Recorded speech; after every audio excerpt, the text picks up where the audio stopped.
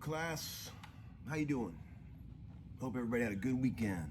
Welcome to the Homeskoolin show, number 33. I got a cool t-shirt on from a guy named Guillermo Murillo from his band Texarkana. So there you go. Thanks, man, for sending that. So let's see. Had a pretty good weekend. Had my friend Jed over yesterday and his wife and kids. Jed Hughes, my old Australian buddy, who's an unbelievable guitar player. We sat out in the garage for a little while and plunked on some old guitars. It was good to hear him play. Man, that boy can pick that guitar. Lord. I wanted to say thanks to everybody for all the continuing PayPal donations. Very, very cool. Thank you guys for throwing a little something in a tip jar for your Uncle Larry. Much appreciated. And as far as the mugs, the Homeskoolin t-shirts and mugs go, I think Drew said the mug should be here the coffee mug should be here any minute, and the shirt should be back in stock. I know some people have said that some of the larges were back ordered, but don't worry, there's more coming. And the green one is on the way. Still in the works, but it's going to happen. Let's see what we got in the old viewer comment bin. Oh, first of all, that was just some old funk music. I'll get into that loop later. I'll show you how I did that, and I'll show you the chords you can play over for that. We got a few things here in the viewer comment bin. The guy said, "Hey Tom, I love the light. It reminds me of squinting in those first hour math classes. It injects the right kind of panic listening to your homeschooling lessons." Appreciate that. That's good. The kids will probably be coming down any minute now, so don't worry. Yeah, thanks, man. I may have to lose it, though. I don't know. It seems to be causing a little bit of RF interference. So I'll have to call young Brian Schneider over here again and have him disconnected, because you can't just pull the bulbs out of it. It's like an LED thing, you know? I think the light's out. That's what I'm basically trying to say. A little too intense. Okay, another guy said, "Hey Tom, just saw an advertisement that offers a Kemper rig pack of your amps named as Tom Bukovac rig pack. Is that really your stuff, or are they just using your name only. I'll tell you the whole story on that, just so you know. My buddy Ford and Third Power Amps is all they wanted to borrow some amps to use for the Kemper profiling thing, and I'm not a Kemper guy. I'm not a user, but they said, "Can we use some of your amps that you used on a lot of records to profile?" And then I said, "No problem." So that was a long time ago, actually. I think a year and a half ago or something. I let them borrow that stuff, and they had it for a good while. They said the profiles turned out great. So any of you guys that use that stuff, go on and do it. He said they turned out good. Not my style. I'm an amp guy. I like the old amps and tubes and speakers and things. And microphones. That's what I do. Another guy said, "Hey Tom, what's your skincare regimen? You and I are the same age, but you have way less wrinkles than I do. Do you take Rolling Rock baths?" Rolling Rock baths. No. And so it's clean living, man. That's what it is. It keeps the wrinkles away. It's that clean living. Man, I don't know. Genetics, I guess. I'm 51. People always say I look younger, but I'm just lucky, I think. Genetics. My dear old mom, I told you, she had brown hair to the day she died. Another guy said, I've had a few of these requests. Tell us a bit about your early days. Like how did you end up becoming you? Well, I could go off in great detail about that. I'll tell you the important stuff. If you give a damn. I was born in Cleveland, Ohio, right? The youngest of 5 kids, right? I was way the youngest. My oldest brother, I got 3 older brothers and an older sister, all still around. The oldest brother's 13 years older than me. The next oldest one up is 7 years older, so I was a mistake. My mother even said, I asked her one time before she passed, I said, I was a mistake, right, Mom? And she was like, well, we weren't really planning on having another kid. But my dear old dad, I never knew him. He died when I was 3 years old. He had a series of heart attacks. Smoker, drinker, construction worker, hard-living guy. Mitch was his name. So, it was a lot harder on my older siblings when he passed because they were close to him. But I don't really remember him very much at all. I don't remember anything about him, honestly. But it never really dawned on me how weird it was to not have a dad until I was in my 30s. I woke up one day and remember thinking, wow, no wonder I'm such a weirdo. I never had a dad. But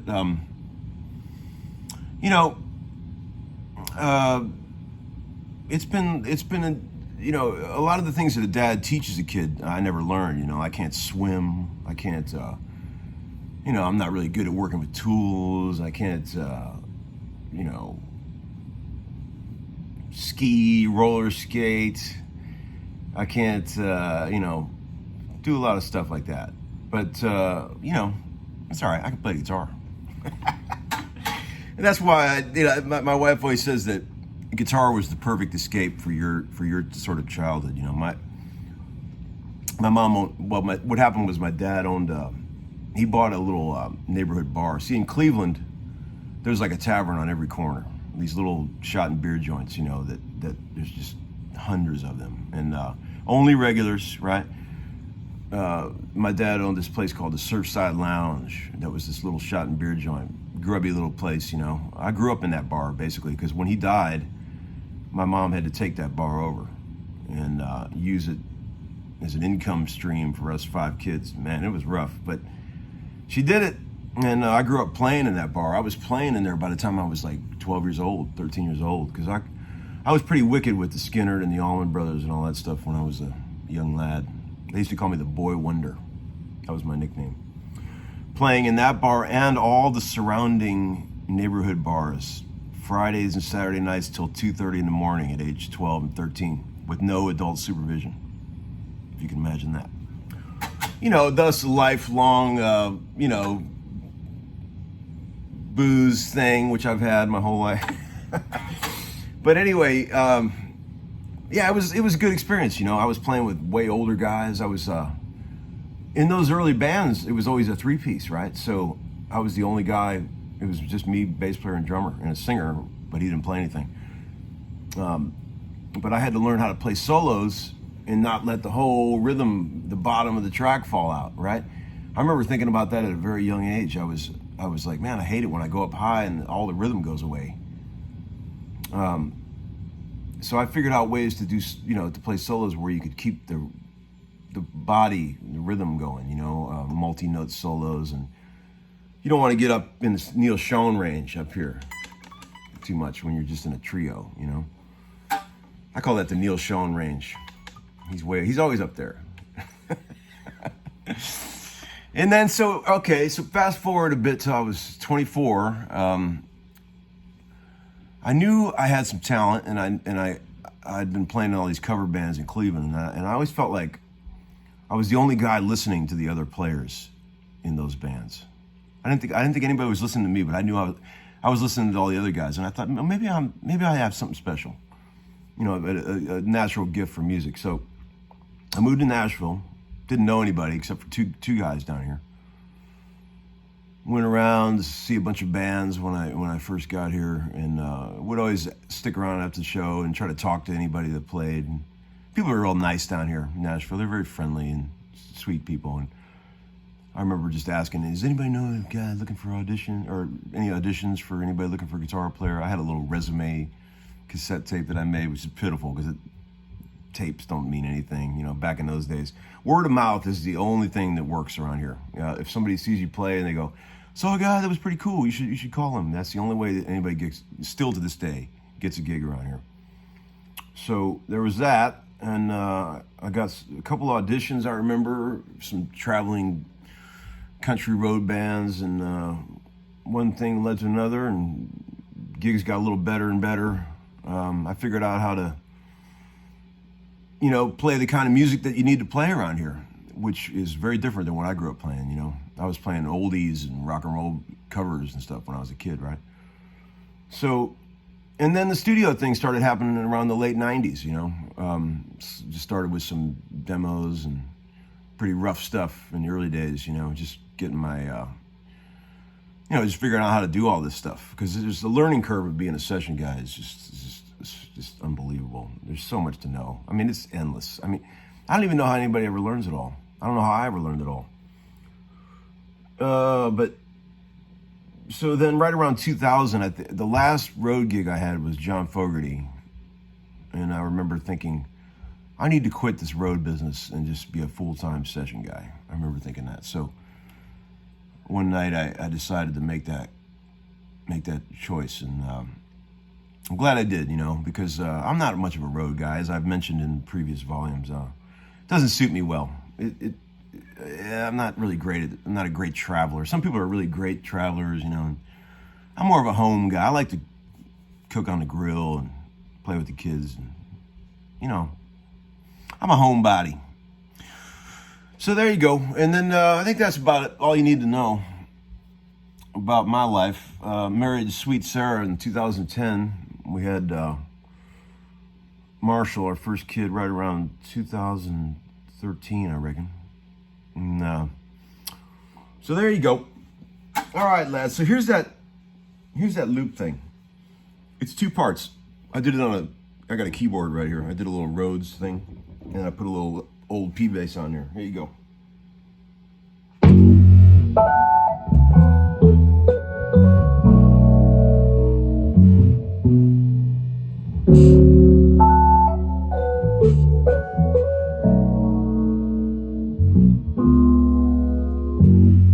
Basically just 4 chords, really, with a quick passing chord. So it's like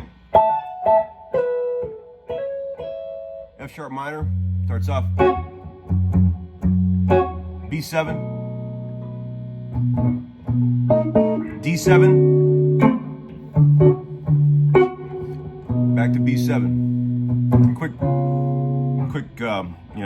C sharp, passing back to the original root.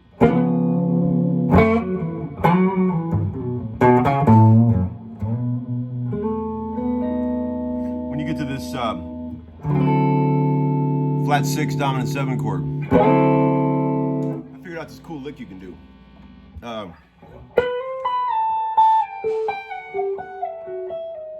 Back to the B, right?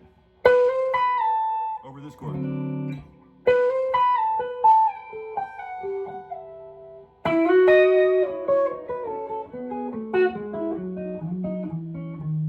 gotta know those.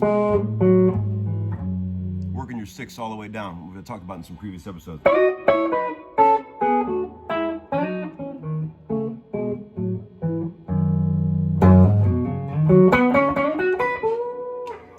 I got the bridge pickup on the loop, and I turned the treble off on the EQ to make it real stinging and bright.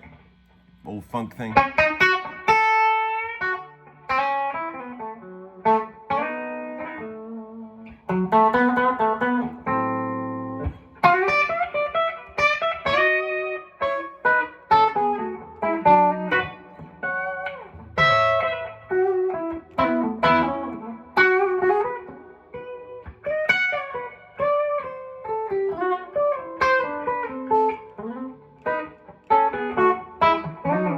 Kind of vibe.